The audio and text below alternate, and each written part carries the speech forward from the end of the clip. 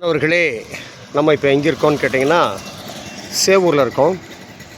சேவூரில் நம்ம ஸ்டேஷன் பக்கத்தில், railway police station பக்கத்தில் அதுக்கு ஏற்ற மாதிரி அருமையான ஒரு பெருமாள் கோயில் அட்டகாசமாக ரெடி ஆகிட்டுருக்கு பாருங்கள். கும்பாபிஷேகத்துக்கு தயாராகிட்டுருக்கு பெருமாள் கோவில். இந்த கோயிலுடைய பகவான் பேர் வந்து அருள்மிகு ஸ்ரீ கல்யாண வெங்கட்ராம பெருமாள் பூமா தேவி ஸ்ரீதேவி சமேத ஸ்ரீ கல்யாண வெங்கட்ராமன் திருக்கோவில். இந்த கோயில் வேலை இப்போ நடந்துகிட்ருக்கு. சுதர்சன ஹோம திருப்பணி துவக்கம் நடந்திருக்கு. இப்போ தான் சமீபத்தில் நடந்திருக்கு. அருமையான ஆலயம், அற்புதமான ஆலயம். நம்ம பகவான் உங்களுக்கு தெரியும், பரந்தாமன் குடிகொண்டிருக்கக்கூடிய பழமையான ஆலயம். இது ரொம்ப பழமையான ஆலயம், அறத பழமையான ஆலயம். இந்த ஆலயம் வந்து இப்போ தான் வந்து வேலை நடந்துகிட்ருக்கு. இப்போ தான் பாருங்கள், நிலாவெல்லாம் வச்சுருக்காங்க. நிலாவெல்லாம் இப்போ தான் வச்சுருக்காங்க. மேலெல்லாம் கூரையெல்லாம் இனிமேல் தான் போடணும். இப்போ தான் எல்லாம் கட்டிகிட்ருக்காங்க. வேலை நடந்துகிட்ருக்கு. ஸ்ரீ வாலீஸ்வரர் கல்யாண வெங்கட ரமண சுவாமி தேவஸ்தானம் சேவூர். என்னது கலி 5056 ஹே விளம்ப வருஷ ஆவணம் வெள்ளிக்கிழமை 1957. கோவை ஸ்ரீ ஆரிய வரதராஜன் BA RR அண்ட் கோ உதவி கமிஷனர் அவர்களால்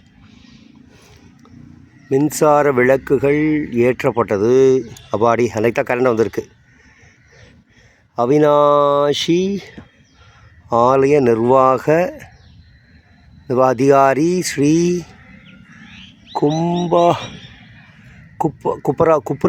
குப்பராஜ் அவர்களால் பரிவேட்டை மண்டப கட்டிடம் திறப்பு விழா நடைபெற்றது. பாருங்கள், மாணிக்க முதலியார் அப்படிங்கிறவர் வந்து மணியமாக இருந்திருக்கார் சேவூர். அவர் தான் மணியமாக இருந்திருக்கார். தர்மகர்த்தா வந்து கிருஷ்ணசுவாமி முதலியார் அவர். ஸோ இந்த அற்புதமான இந்த கோயிலை வந்து நம்ம பார்த்துட்ருக்கோம். சரி, இதில் என்ன அப்படின்னு கேட்டிங்கன்னா, நம்ம வந்து இந்த கோயிலுக்கு என்ன உதவிகளை செய்ய போகிறோம். நம்முடைய தர்மத்தின் மேலே நாட்டம் கொண்ட மக்கள் ஏதோ ஒரு வகையில் நீங்கள் நிறைய கோயில்களுக்கு பண்ணிகிட்ருப்பீங்க. வேறு கோயிலுக்கு நீங்கள் கொடுத்துருந்தா கூட அதை நீங்கள் ஒன்று இந்த மாதம் குறைச்சிருங்க, ஒரு 2-3 மாதத்துக்கு குறைச்சிருங்க. இல்லை சுத்தமாக கூட நிறுத்தினாலும் தப்பு இல்லை. ஏன்னா அந்த கோயில்களுக்கு உங்களை மாதிரி லட்சக்கணக்கான பேர் கொடுத்துட்ருப்பாங்க. அதனால் நீங்கள் அவங்களுக்கு இப்போ வந்து நம்ம வந்து கொஞ்சம் அந்த தெய்வத்தை கொஞ்சம் நிறுத்திட்டு, ஏன்னா இந்த தெய்வம் இப்போ தான் புதுசாக குடி வர போகிறார், நம்மளை நம்பி வர்றார், அவர் நம்பி நம்ம இருக்கோம். அப்போ அந்த தெய்வத்தை கவனிக்க வேண்டிய வேலை நம்மளோடது. பாருங்கள், இங்கே தான் அவர் எழுந்தருள போகிறார். இந்த மண்டபம், அர்த்த மண்டபம், மகாமண்டபம், கருமண்டபம் எல்லாம் அற்புதமாக பண்ணியிருக்காங்க. நல்லா அழகாக இருக்குது, நல்லா சிறப்பாக பண்ணியிருக்காங்க. மகிழ்ச்சியாக இருக்குது. நல்ல ஆலய நிர்மாணம். ஸோ இந்த ஆலயம் வந்து சிறப்பாக நடக்கணும் அப்படின்னா அதுக்கு நம்மளால் என்ன முடியும்? உள்ளார்ந்து உங்கள் மனசில் உங்கள் மனசாட்சியை கேளுங்க. என்ன தொகை உங்களுக்கு நினைவு வருதோ டக்குன்னு செஞ்சுருங்க. அதில் கம்மி பண்ணலாமா, அதில் கொஞ்சம் எடுத்து வச்சுக்கலாமா, அதில் அது கொஞ்சம் கொஞ்சமாக கொடுக்கலாமா, அப்படி இல்லை, வேண்டவே வேண்டாம். 1 லட்சம் தோணுதா, அடுத்த செகண்ட் 1 லட்சம் ரூபாய் செக் எழுதி போட்டு டபக்குன்னு கொண்டு கொடுத்துட்டு போயிருங்க. இல்லை 10,000 தோணுதா கொடுத்துருங்க. இல்லை 5,000 தோணுங்க, 500 ரூபா கொடுத்துருங்க. என்ன அந்த சக்திக்கு அப்போ சரின்னு தோணுதோ அதை செஞ்சுருங்க.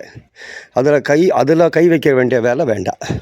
ஒரு முறை ஒரு தொகையை மனசில் நினச்சிட்டு அப்புறம் நீங்களே சமாதானப்படுத்தி வேண்டாம் கம்மி பண்ணிக்கலான்னு நினச்சிங்கன்னா போச்சு, அந்த பணம் வேறு வழியில் போய்டும். அந்த தப்பை செஞ்சிடாதீங்க, சரியா? என்ன நினச்சிங்களோ அதை கொடுங்க. பகவான் உங்களுக்கு தெரியும், நான் சொல்ல வேண்டியதில்லை. பரந்தாமன் தான் நமக்கு படி அளக்கிறார். அம்பாலும் பகவான் தான் படி அளக்கிறாங்க. அவங்களுக்கு கொடுக்க வேண்டியது நம்முடைய கடமை, நம்முடைய தர்மம். அதை வந்து பண்ணித்தான் தீரணும். யாராக இருந்தாலும் பண்ணத்தான் வேணும்.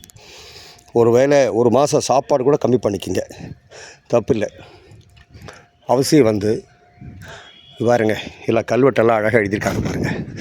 ரொம்ப காலத்து பழைய கோயிலுங்க, ரொம்ப பழைய கோயில். சூப்பராக இருக்குது. இந்த எழுத்துக்களை பார்த்தா கிட்டத்தட்ட ஒரு